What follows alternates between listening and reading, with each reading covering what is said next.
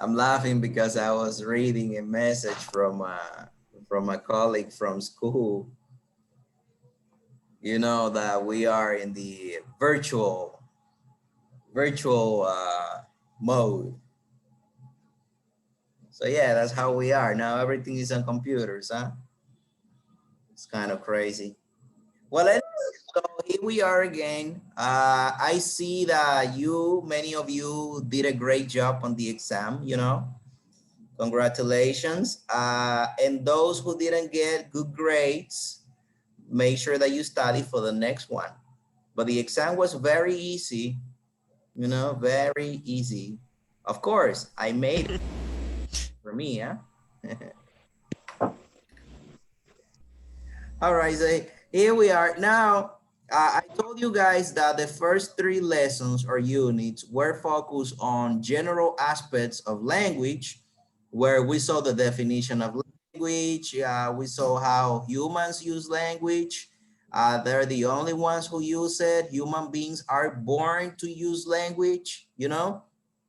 We saw why language is conventional. The majority of you answer is because we speak, we produce sounds, and we can write those sounds in different ways. Like, you know, the way we want it. For example, I can say hi, and we can invent a way to create a word of hi. Hi like in Spanish, hi like in English, and another hi. That's right, language is conventional. And of course, also because we get into an agreement to decide what we use, what is acceptable and what is not acceptable. That's right. Okay, well, guys, I wanted to tell you that for you to see the comments in the exams, you have to open the exam from a computer, because sometimes when you are in a mobile device, you're not able to see it. Well, Hilda, if you don't know when the exam was, that means that you have problems. You have 20 points less. Do you belong to this class?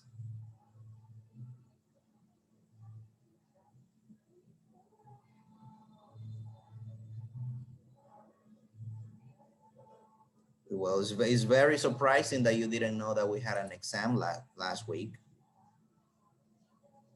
But well,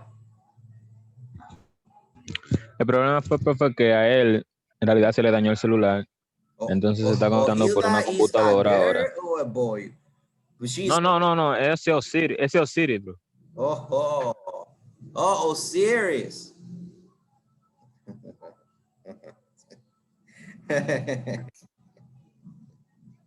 That's right. I'm asking, who is Ohilda? I hadn't seen that name in this class.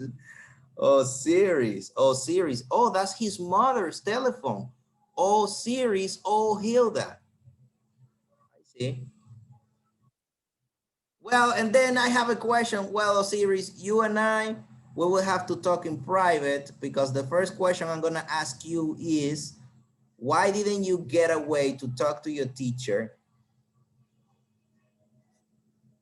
And it's been like 2 weeks. We don't talk. So we don't talk anymore, huh? We don't talk anymore. As we used to do. That was a song, right? Yeah. Well, see, Yes. you and I are gonna have a conversation out of the air, because guys are on the air here. Guys, air, you know, when you are in a program, we are on the air. Right. Well, you know, today, let me show you. I have something for you here. Where is it? Let me open it. Give me a second. I'm very excited because this is my last class and I'm gonna take a rest, because I've been working the whole day in front of the computer.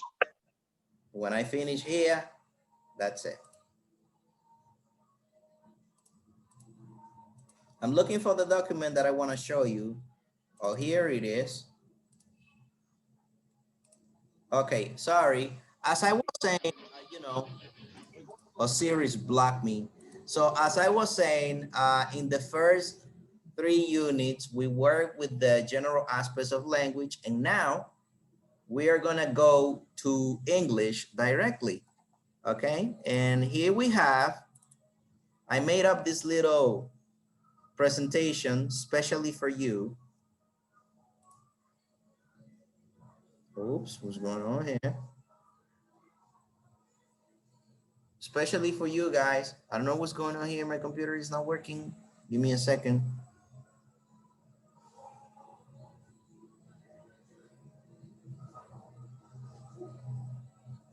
Right. Okay, now it is. Now it is. Okay, very good.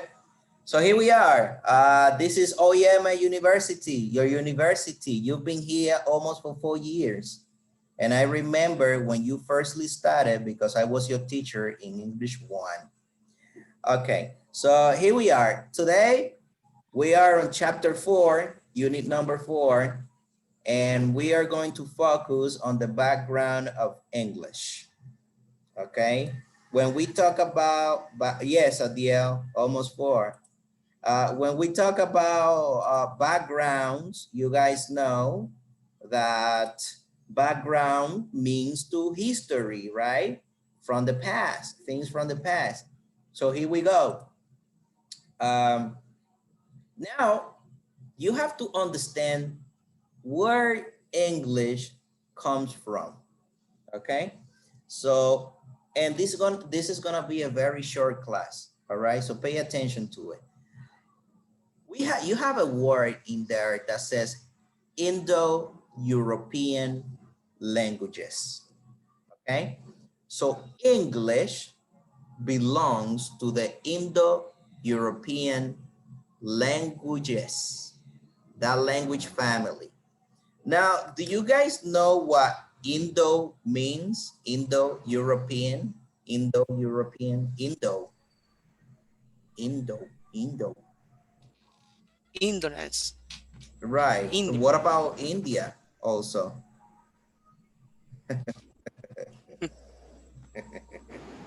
Right. Now, guys, Indo-European, they call it like that.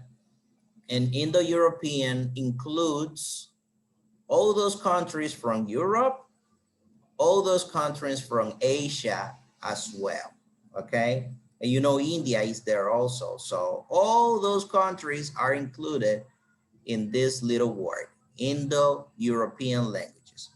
But we're going to focus, right? Because there are many languages in there and we're gonna see it, but we are going to focus on English, okay? Now, the majority of people who speak about English language, they believe that English is from Britain.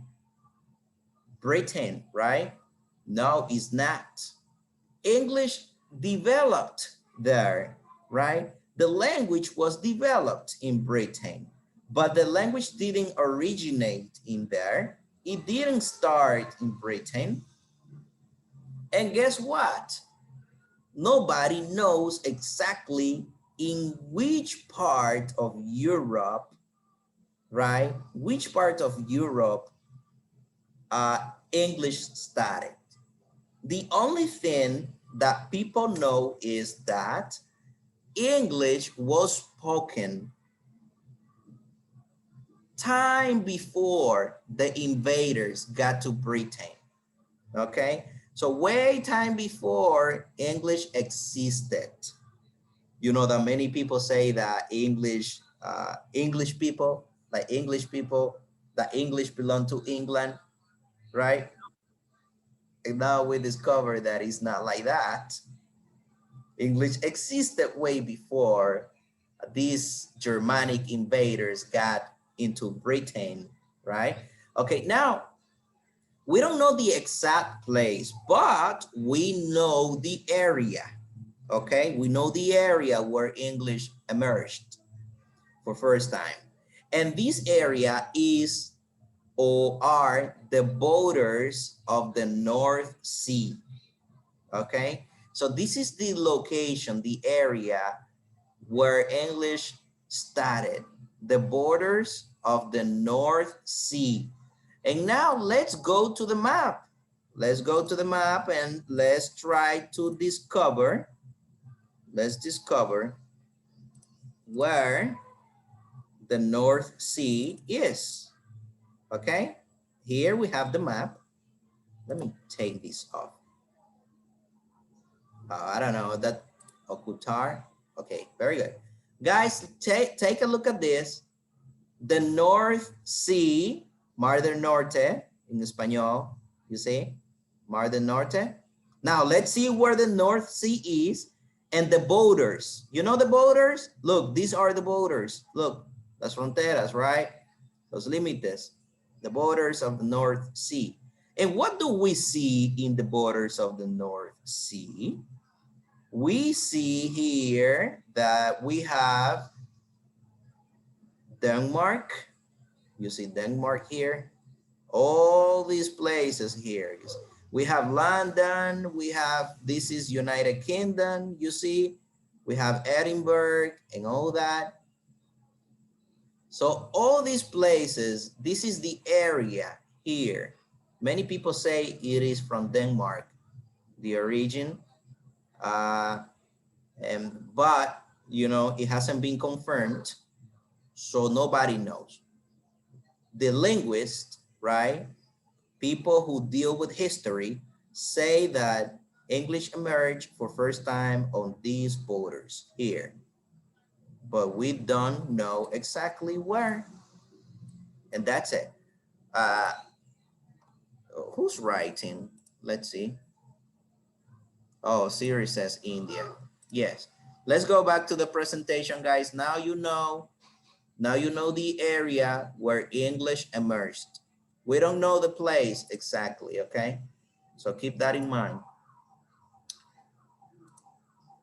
Right. Let's continue then. Okay, before we go there, Indo-European languages, okay? Indo-European languages, they emerge from one language. All of the Indo-European languages, they emerge from one language, which is not English, because the English is one of the Indo-European languages, right?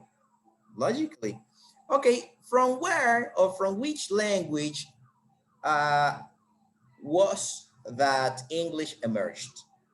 Well, we have here, we have a tree, okay? This is a tree of languages. And what you see here on the left is the Proto-Indo-European language. The Proto-Indo-European language is the mother language of all of them, all of those, okay? Not from all languages, okay? We're only talking about Indo-European languages. So this is the mother, the father, or however you want to call it, the father of the, or the mother of the Indo-European languages. And now, as you can see, if this is the mother language, Proto-Indo-European language, we have here these other languages that emerge from the Proto-Indo-European language. This is a prehistoric language, okay? This is a prehistoric language. So from there we have the Indo-Iranian, we have the Hellenic, we have the Celtic, we have the Italic, we have the Balto-Slavic, we also have the Germanic. Many languages, all right? Too much for us, okay? That's a lot of history. And we only gonna focus on the one that we are looking for, guys. And the one we're looking for is English. So let's try to see from where English emerged. Because remember that English is basically new in comparison to these prehistoric languages. Now, before you find English, you know that we speak Spanish, right? So we're supposed to know also where Spanish is coming from. So look at this. Spanish also comes from Proto-Indo-European language. And everybody knows that Spanish comes from Latin, but Latin was not the first one in regards to Spanish. No, there was one even before Latin, and this is the one that we call Italic. Look at that, it is here, Italic, okay? So Proto-Indo-European language, the mother. Then we have Italic. Then we have Latin. And then from Latin, we have Spanish, French, Romanian, Catalan. That's what we call the Roman languages, okay? The Roman languages. I know you guys have heard that word. Then let's go now to English. Did you guys see where English is coming from? Can anybody tell me where English is coming from? You have to tell me what came after the proto. The proto is also called P-I-E, pie, like a pie, P-I-E, proto, P, Indo, I, and European E. Okay, Catherine, go on. So where is English coming from? Germanic first, and then it was West Germanic. Then it was Anglo-Frisian. Reason? Anglo-Frisian or Prussian. Then Frisian. it goes Old English, Middle English, Modern English. Okay, so you Frisian. see, guys, Okay, it's you like see that. that in a First timeline. Germanic, then West Germanic. Oh, very good, very good, very good. You see this in this tree, it looks easy, it looks short, fast, but it's not like that. We're talking about thousands of years of history and language development, from the Germanic to the West Germanic, and then to the Anglo-Frisian, and then we go to Old English, Middle English, and today, which is the Modern English, okay? So I found this image on the internet, and it was very appropriate to show you the Proto-Indo-European language, and also where the English is coming from. There was a question on the exam that said that what was the name of the invaders, these people that invaded Britain. Many of you said the Anglo-Saxon. Yes, that's okay. But in the chapter said that it was the Germanic invaders. And as you can see here, Germanic, right? So these people that invaded lands to conquer those lands, those were the ones who used, oh, I mean the fathers of English, I might say, in this case, the people. And yeah, let's continue then. If you have a question, guys, you know that you can ask. I'm just gonna continue here. Oh, and I'm not gonna pay attention to the chat. Oh, teacher, the Marilyn Meretta will not be able. Okay, good. All right, now guys, let's take a look at these people, right? The Indo-European people, because they had a culture, okay? So these people who spoke the pie, I call it pie, you know, but it's not pie. Remember, it's Proto-Indo-European, Proto-Indo-European language. So how was this community? How were these people? How was the culture of these people who spoke the Proto-Indo-European language, right? And for our surprise, this community was very advanced, okay? It was a very advanced community. And when you start reading the book, because we're gonna have a questionnaire about this chapter, chapter 4, maybe on Monday I will upload it. when you start reading the book, you will see that these people could count. So they mastered mathematics, okay? And they also used metals like gold, silver, you know, they used that. And they even had domesticated animals, which means that these people, this community was very advanced when we think about the time that these people that we're talking about. We're talking about what? We're talking about 5,000 years before Jesus Christ came to earth. You know, 5,000 years before Christ. Imagine, that's a long time. So besides that, these people had wheeled vehicles. Can you imagine that? They have chariots. Do you guys know what a chariot is? I will show you a chariot right now. Yes, that's a carroza, Sadia. That's true. Let me show you the chariots, guys. That's a chariot, you see? Normally the Romans were very famous for using the chariots.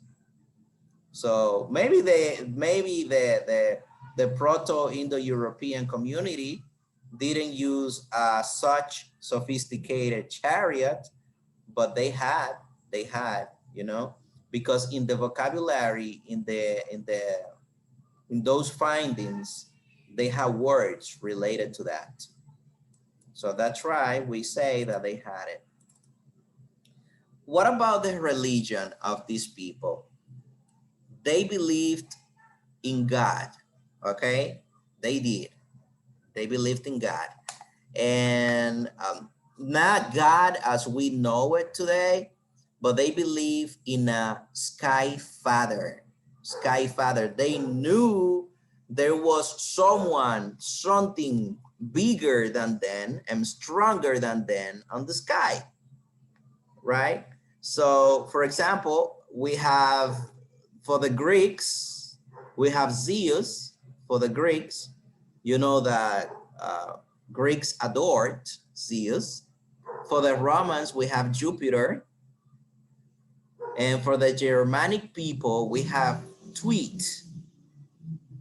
Tweet and Tweet, as you will discover, the name of the day, Tuesday, comes from that, from Tweet. And then on India, by that time, these people believe in Dios Pitar, the god. So they, Carroza, yes. So they believed in something bigger, something stronger. They had religion, okay? Now, what was the exact location of this community? What were their, or what are their origins? Okay, what is that? Sorry guys, someone is writing me, give me a second.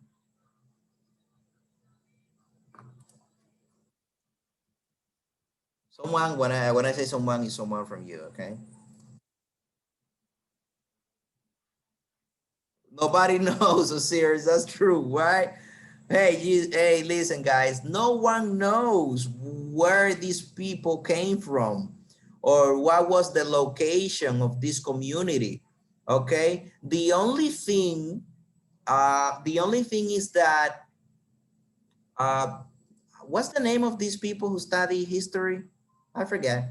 But anyway, linguists who study the origins of languages. And you know that when you study a language, you have to study the culture and the community who speak the language, right? So they have theories about the origin or the setting where these people were located. And some people, some linguists say that they were in the Northern Europe, and other people say that they were actually from Southern Russia. So there is a discussion, and so far they haven't been able to agree on what was the exact place. So we don't know, okay? That's how it is. Oh, sorry. Sorry about that. Hold on. Now, this is the final part. This is almost the final part. Let's talk a little bit about this. We've been talking about the Indo-European languages. Okay, remember, look, these I, these are, this I, my I. These are the Indo-European languages. But as we know, there are many languages that are not included in this tree. So those are the languages that we call non-Indo-European languages, okay? And there are many of them. There are and there were, because there are many languages that are not used anymore. But I selected the principal ones that I believe that are important. And within these no Indo-European languages, we have the Semitic. Do you guys remember the Semitic writing system? Do you remember the Semitic? Represent by only consonants. All right, that's right, Eduviges. So the Semitic language writing was represented only by consonants. So there were no vowels in there. Now, an evolution of the Semitic writing, right? Or the Semitic language itself. We have the Babylonian, we have the Aramaic. The Aramaic is the language that Jesus Christ spoke. Arameo in Spanish. And we also have the Hebrew. So Hebrew also belongs to the Semitic category. We also have the Hamitic. In the Hamitic, we have the Arabic, and we also have the Egyptian. We have the Hafaric, but in the Hafaric, there are no languages because it was obsolete. It died, it disappeared. So there was no evolution from that language. And we have the Sino-Tibetan. The Sino-Tibetan is what these people, the Chinese people, Mandarin and Cantonese, that's what they speak. So if a person asks you, what is the mother tongue or the group that embraces Mandarin, now you know that is Sino-Tibetan, the name of this. And we have finally the Japanese. I was curious about that, you know, I was curious because I said Japanese and Chinese people, they look alike for us, because we don't, for them, they're pretty different, okay? But then I said, okay, but Japanese and Chinese, when you listen to it, is pretty different. Even the accent, the way they speak, the words they use, and it's because Chinese, Mandarin, and Japanese come from different branches. So the Japanese come from the Aro-Altaic, and the Chinese comes from the Sino-Tibetan. So they're very different, you know? That's why they don't understand one another. And I'm gonna show you the last part of the class, okay? These are other topics, and these topics, you guys will have to study it. And I'm gonna make sure that you study it because I'm going to give you a question where this is gonna be included. These are other sections of the chapter that I didn't put here because I didn't wanna, you know, overwhelm you with too much information. So you're going to see the main divisions of the Indo-European group. Remember, the Indo-European group was the picture that I showed you at the beginning, you're going to see it's cognate. Sorry, there's a mistake in there. Hold on. Where is the mouse? I don't know. It's cognate, guys. I'm sorry, give me a second.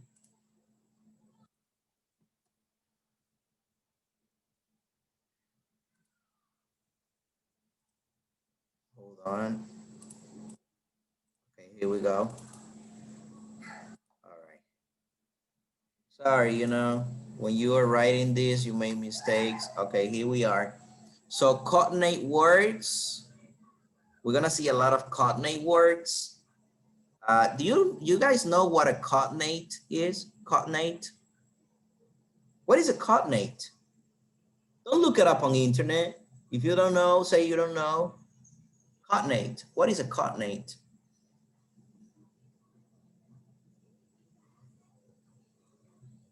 Do you guys know? Oh, okay, let's see, someone is writing. Oh, you don't know, huh? A cognate is yes, Junior? Can you hear me? Yes. Okay, so this is language and words that have the same origin. Yes, that's true. Words that have the same origin. And words that, for example, in English, we have the word excellent. Excellent. How does it sound in Spanish, that word, excellent? We have excelente, right? It's almost the same. Almost the same. So basically you know that this word excellent has a relation with excelente.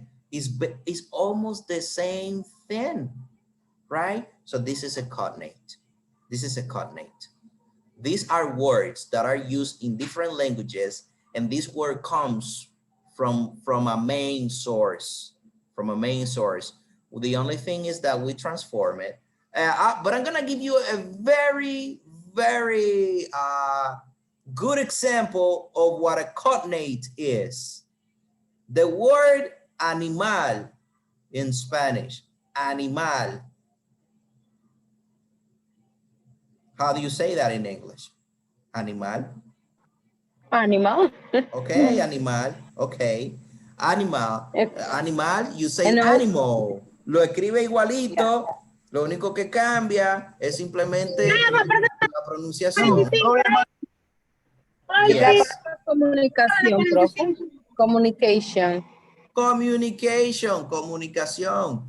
It only has a slight changes, maybe a double consonant, or maybe the C changes for the T, but it's basically the same thing. So these are cognates. And that's what you guys, chatear, right? Chat, yes.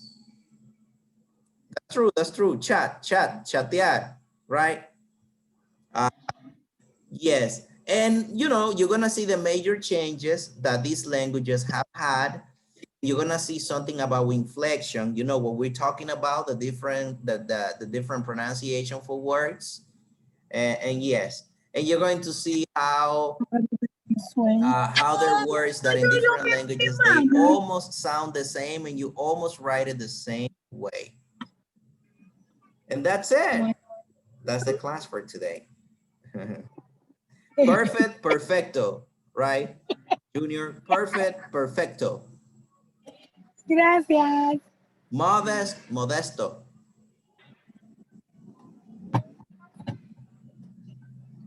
Right? Guys, if you have a question, ask now because I can't repeat.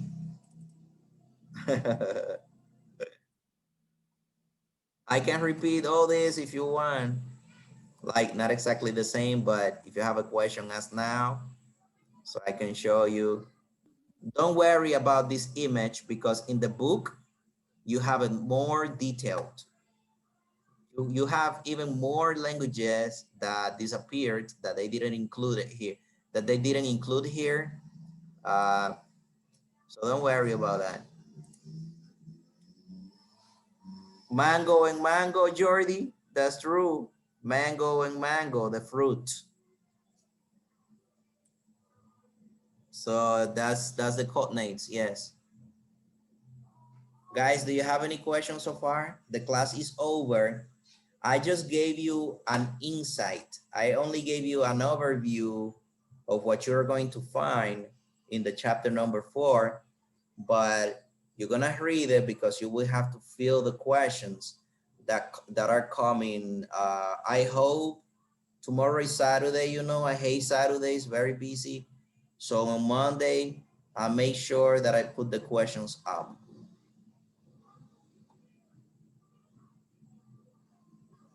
So if you guys have no preguntas, I'm gonna finish. No preguntas.